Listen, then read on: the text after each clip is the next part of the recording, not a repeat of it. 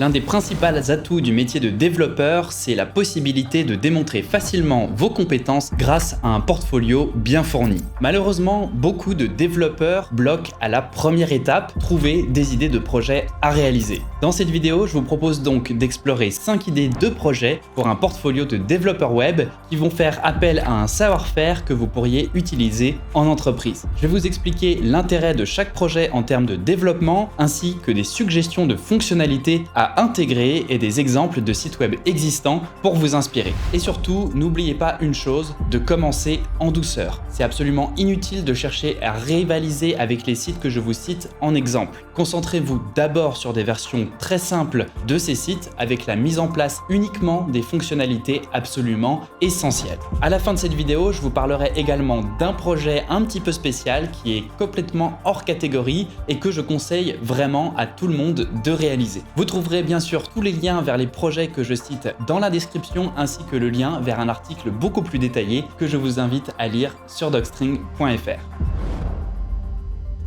Alors oui, je sais, c'est le projet que tout le monde voit passer, et je suis d'accord que ce n'est pas très original. Mais vous auriez tort de penser que ce projet n'est pas intéressant à réaliser. Tout d'abord parce que cela vous permettra en toute logique d'avoir votre propre blog sur lequel vous pourrez poster des articles et vous faire connaître auprès de la communauté, mais surtout parce que c'est un projet qui peut être à la fois très simple à réaliser, mais que vous pourrez également faire évoluer au fil du temps. Ça vous permettra aussi de vous familiariser avec de nombreux concepts clés du développement web. Vous allez par exemple pouvoir aborder la gestion des utilisateurs, la création, la modification et l'affichage de contenu, mais aussi du côté front-end, la mise en forme et la présentation des données à l'utilisateur. C'est donc un projet qui est assez facile à mettre en place, mais qui peut être très motivant comme premier projet à réaliser. Au niveau des fonctionnalités de base à implémenter, je vous conseille donc de gérer la création et la gestion de comptes utilisateurs. Également, vous devrez donc permettre à un utilisateur bien sûr de créer, de modifier et de publier un article avec un formulaire basique en HTML, mais vous pouvez également vous faire plaisir avec des éditeurs de texte plus avancés comme Quill ou encore EasyMDE.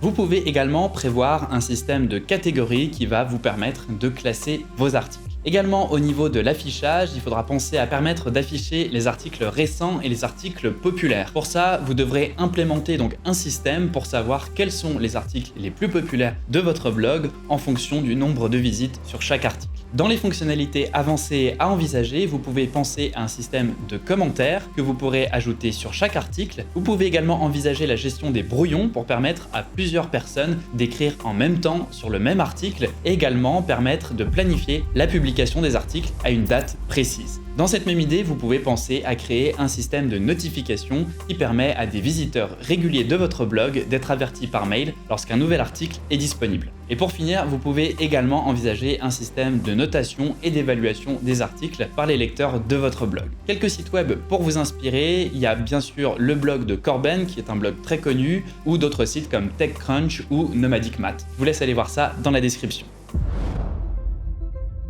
Ok, alors je sais, là encore, un projet très peu original. Mais comme pour le blog, avec un peu d'imagination, on peut en faire un projet très formateur et intéressant. Il existe des dizaines d'applications comme Todoist, Trello et Anydo. Certains sont très simples, d'autres beaucoup plus complexes, avec beaucoup plus de fonctionnalités. Donc ce type de projet, c'est vraiment idéal pour les débutants en développement web parce que ça nécessite pas forcément l'utilisation d'une base de données. Vous pouvez par exemple très bien utiliser le local storage du navigateur pour stocker et récupérer des données localement sur le navigateur sans avoir besoin de configurer une base de données. Avec ce projet, vous pouvez donc vous familiariser avec la manipulation des éléments de l'interface utilisateur du côté front-end et la gestion des événements et la mise à jour dynamique des données à l'écran. C'est effectivement le projet par excellence pour faire ce qu'on appelle une SPA, une Single Page Application, et vous pouvez pour ça envisager plusieurs solutions. Vous pouvez vous lancer bien sûr dans des frameworks un peu plus avancés comme React ou Vue, mais vous n'en avez pas forcément besoin et vous pouvez aussi utiliser des technologies beaucoup plus légères et plus simples comme JavaScript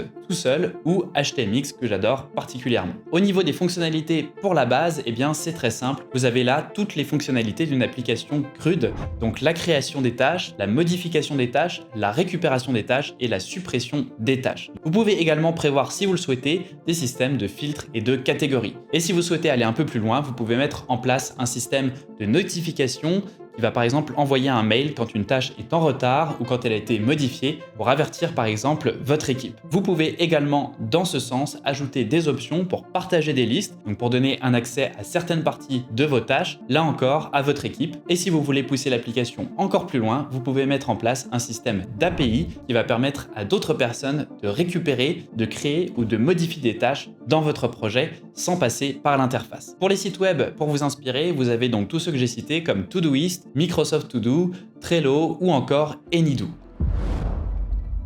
Alors, qu'est-ce que j'entends par un réseau social d'information? Eh bien, c'est un réseau qui permet aux utilisateurs de poster des actualités. Pensez pour ça à différentes niches dans lesquelles vous pouvez créer ce genre de site. Par exemple, vous avez un site comme Product Hunt qui est un site du genre sur lequel les utilisateurs peuvent poster des liens vers leurs projets et générer de l'intérêt et des discussions, ainsi que gagner de nouveaux utilisateurs. Vous devrez donc permettre à chaque utilisateur de poster un produit ou un article qu'il a découvert et qu'il pense pourrait intéresser la communauté. Chaque utilisateur peut ensuite voter pour une publication et la page d'accueil du site affiche les publications les plus populaires en haut de la liste. Donc là encore, c'est un projet qui est intéressant parce qu'il peut être à la fois très simple ou très complexe à mettre en place. Pour une version simple, on pourrait donc penser à juste s'arrêter à la création de compte avec un système pour poster des liens et un système de vote. Mais si on souhaite aller plus loin, on peut implémenter un système de commentaires. Alors dit comme ça, je suis d'accord que ça ne semble pas forcément très compliqué, mais la difficulté dans un système de commentaires,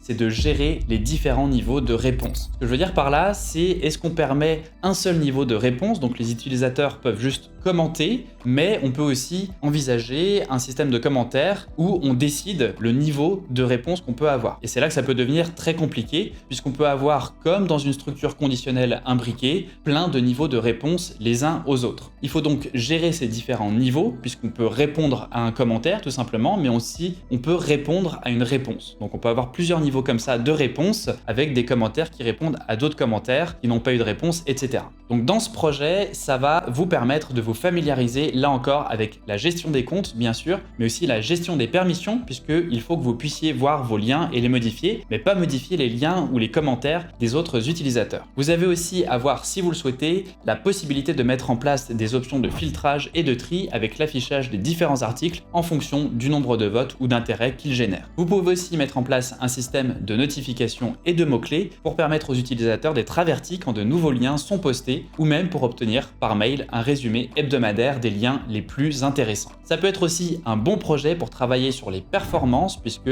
vous allez avoir beaucoup d'informations et de contenu à afficher. Dans les sites web pour s'inspirer, vous avez bien sûr Reddit, mais aussi des sites comme Hacker News et du côté francophone, vous avez aussi le site d'un ami qui est le journal du hacker. Vous allez voir qu'au niveau de l'interface, on ne peut pas faire plus simple et pourtant c'est un site très fonctionnel et très intéressant à aller visiter régulièrement. J'en profite pour faire une petite parenthèse parce que j'ai souvent des échanges avec des étudiants qui sont soucieux d'héberger leurs projets en utilisant des services autres que ceux proposés par les GAFAM. Et c'est précisément le positionnement d'Infomaniac, le partenaire de cette vidéo, qui a à cœur la vie privée, l'environnement et l'économie locale et qui propose de nombreux services dans ce sens. C'est une boîte indépendante qui développe ses propres solutions de bout en bout et qui dispose de ses propres data centers, tous situés en Suisse. Parmi vous, il y a aussi beaucoup de débutants qui ne maîtrisent pas encore des outils comme Git qui sont très utiles pour partager des projets à quelqu'un. Et dans des cas comme celui-ci, Infomaniac dispose d'outils entièrement gratuits comme Swiss Transfer. Swiss Transfer, ça vous permet d'envoyer jusqu'à 50 gigaoctets de données, donc vous n'êtes clairement pas limité. Vous pouvez comme ça envoyer votre code à quelqu'un pour qu'il vous aide, comme on le fait sur Docstring. Alors si ça vous intéresse, n'hésitez pas à aller voir le lien qui est disponible dans la description.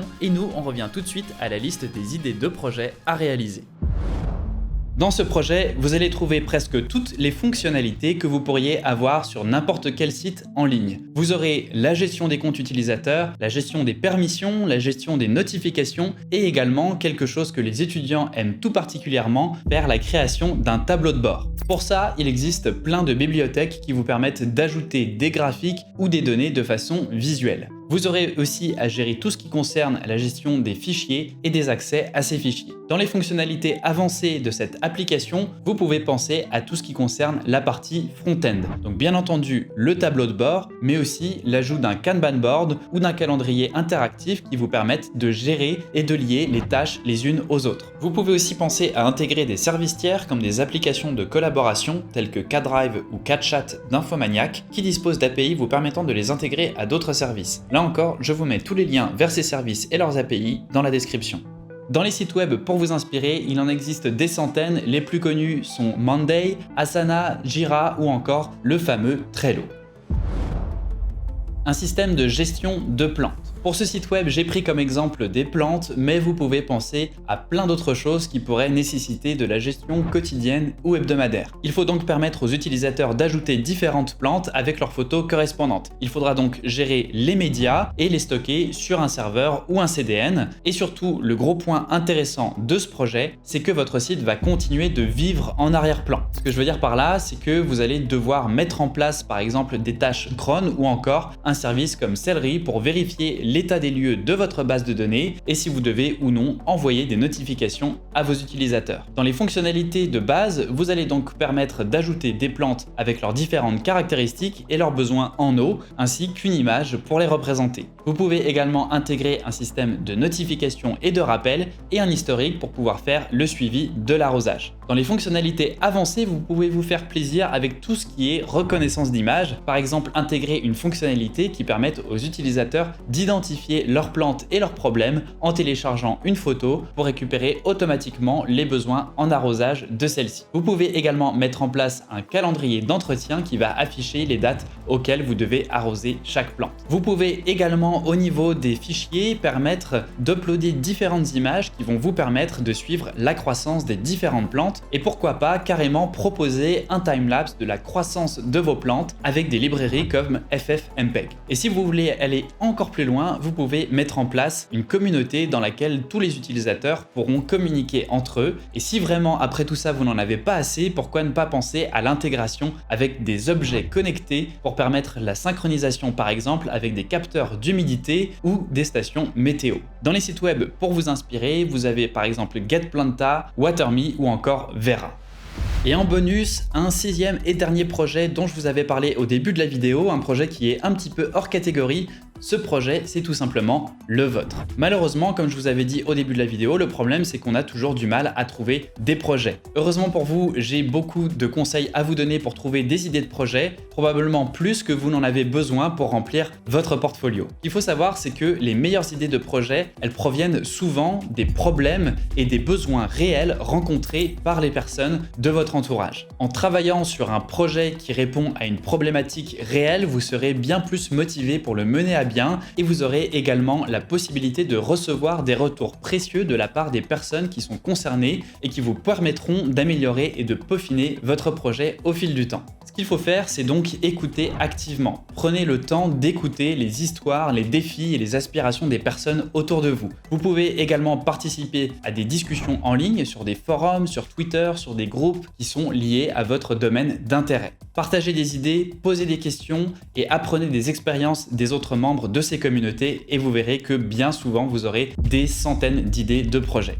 Vous pouvez également participer à des conférences, à des ateliers ou des meet-up dans votre domaine pour rencontrer d'autres personnes qui partagent les mêmes centres d'intérêt et échanger des idées et vous inspirer de leurs projets. N'hésitez pas à solliciter des retours lorsque vous travaillez sur ces projets, ça vous donnera là encore d'autres idées pour identifier des aspects et des choses à améliorer pour votre projet. Et si après tout ça vous n'avez toujours pas trouvé d'idée, essayez tout simplement de remplacer toutes les applications que vous utilisez. Des applications de mail, de messagerie, de gestion de tâches, de to-do. Donc n'hésitez pas à tout simplement vous inspirer de ces applications que vous utilisez déjà. Vous pouvez également trouver plein d'idées sur des sites comme Product Hunt qui sont des sites qui répertorient plein de petits business qui essaient de se lancer et qui cherchent une audience. Donc l'intérêt sur ce genre de site, c'est qu'il y a plein de choses qui sont un petit peu hors des sentiers battus. En ce moment, par exemple, vous allez avoir énormément de projets sur l'intelligence artificielle, mais vraiment, ça peut être plein de choses, de la petite application à l'énorme site. Donc n'hésitez pas à aller voir ce genre de site qui poste des projets tous les jours pour vous inspirer.